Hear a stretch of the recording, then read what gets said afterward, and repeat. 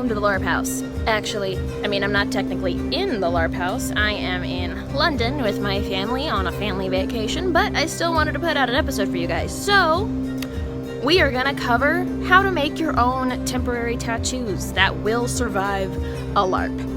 I also want to give you guys an update on the Etsy store situation. As you may know if you follow any of the other social media accounts, I've been having a lot of difficulty with Etsy. Like, some of their policies just don't really work for me. I have been unable to message any of my customers, and I have been unable to really interact with any of the orders in any way, so I'm refunding all of the open orders, and I'm moving my shop to another platform. I'm not sure yet what that platform will be exactly. I might even make my own LarpHouse website. Wow. But until then, I have made a custom order request form, the link to which will be in the description of this video. And so now I'm going to show you how I make temporary tattoos, because I got real sick of just freehanding everything all the time on people's skin. I have gotten a lot of requests for a video about how to make temporary tattoos for LARP, so I am going to show you a way that makes temporary tattoos that are waterproof and sweatproof, and they will last under clothing even. It's gonna be great. I got you. So, let's get inked up. Alright, so I'm actually going to be showing you two different ways of making a temporary tattoo. The first of which using a stencil. I am just using a print off of the exact design I want and leak seal to make just sort of an instant stencil. Leak seal is like a rubber clear roof sealant, and I'm just painting it directly onto printer paper with the design printed on it in the size that I want. Easy peasy. Once you get a decently thick coat on and wait for it to dry, we're gonna flip it over and do the same thing to the back. Once both sides are delightfully glossy, we're going to put it on a little mat board and start cutting away our design for our stencil. It's a bit labor intensive, but this stencil is going to last you a long time because it's essentially made out of laminated paper. Quick tip for cutting designs out of paper like this: when you are cutting, you want to start from the outside and move inward. That will help prevent you from ripping your stencil to shreds. And once you got your stencil all nicely cut out, you're just gonna cut around the edge of it, making sure to keep your cut within the area that you quote-unquote laminated. Rubberized. Clear-coated? Whatever. And now it's application time.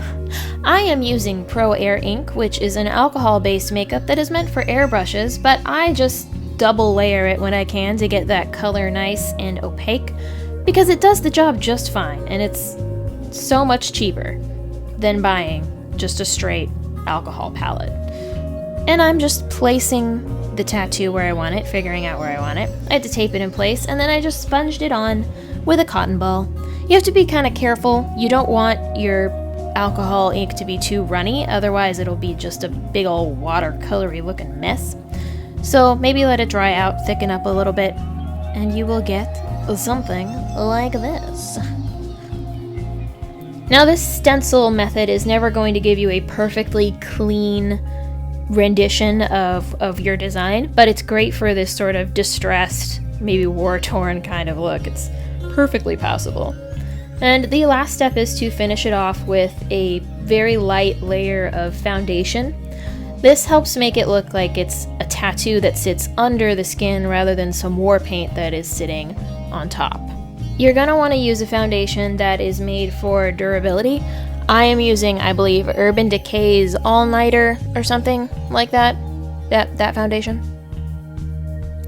Then, I'm just noodling with it, but there you go. Yay. Look at it. It's beautiful. Alright, now on to method number 2, the tracing paper transfer method. This is what you want to do if you want a really clean, exact copy of your design. And you are going to need tracing paper and this stuff. PVA release film. It is a water-soluble film that is a common ingredient in mold releases of all types. You can find it at boat shops and stuff, but I get mine from Amazon, link in the description. And we're just going to paint a good coat of it onto our tracing paper. Just really sort of lathered on. And it's got a green tint to it so you can kind of see where you've been, so you know where you're going.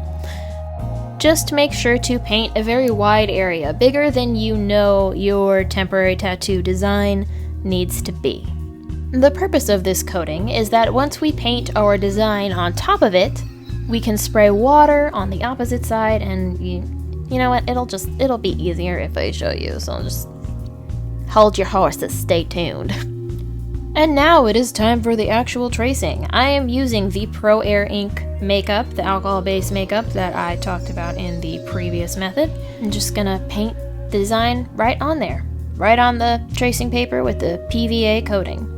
Now, the other method was just a stencil, so it didn't really matter what makeup you used. Alcohol ink is always best for long-lasting applications, but you could have used cream makeup on that or whatever, and it still would have gotten the image onto your skin. But for this method, it really does need to be an alcohol-based makeup. Or some people sell tattoo pens, and you can use those to draw on a piece of tracing paper with PVA on it, just like this. But the idea here is that we've essentially put a water-soluble mold release on the paper and an alcohol-based makeup on top of it, so that when you use water to release the image from the paper, it doesn't mess up your actual image, because that only dissolves with alcohol. Da da da da. Science? And now we're just freeing our tattoo from its tracing papery confines so that we can actually use it, place it on our skin. Use it just like a temporary tattoo that you get in a Cracker Jack box. I don't know. Did people get those in those things? I don't know things. Moving on to the application of this stuff. You're gonna need cotton swabs, Prozaid, and a little spray bottle full of water. I am placing my tattoo and just marking the parameters here, just so I know the exact area where the tattoo is going to sit. And I'm going to cover that entire area with a healthy slather in of Prozaid. Just super good. Let that Prozaid get a little bit tacky, and then place your tattoo just as smoothly as possible. It's a little bit difficult if your paper is crinkly, but I believe in you. And we're gonna spray water on the back side so that it absorbs through, activates that water-based PVA mold release stuff, and frees your tattoo from the paper and attaches it to your skin. Tracing paper is not the most absorbent type of paper, so you've really gotta basically make a bit of a watery mess to get it off, but it works. Oh boy. Now to finish it off, I'm going to do essentially the same thing as with the other method, except this uses a bunch of Prozaid, so we're gonna baby powder the crip crap out of it. Haha. Yeah, and then once it is powdered sufficiently, using a light coverage foundation to give it that under the skin look, rather than war paint, like we talked about before.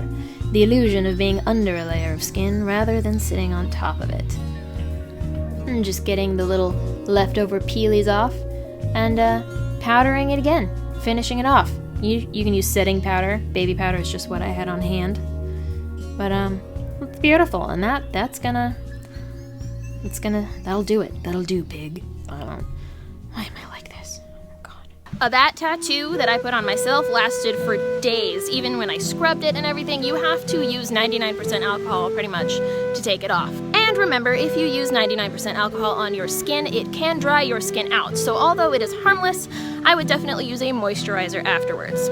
Sometimes I like to use coconut oil, especially when I am removing anything with Prozaid in it. It kind of helps remove the Prozaid. If you kind of alternate between alcohol and coconut oil, it helps. So that's all I have for you this week, nerds. Thank you very much for watching. We love you, we cherish you, and give this video a thumbs up if you want to see more tutorials like it. If you have any questions, comments, or emotional outbursts, please feel free to message us. We are on Twitter, Tumblr, Facebook, and Instagram. Although, Facebook is probably the best way to get in contact with us. And remember, like us, subscribe to us, fight with us. Hey, if you like what you see on the show and you want to help us make more of it, maybe consider heading on over to our Patreon. We do a bunch of exclusive stuff all the time just for patrons. Or, you know, don't. We're not beggars. It's so beautiful. This is just the backyard. This isn't fair. I want to live here.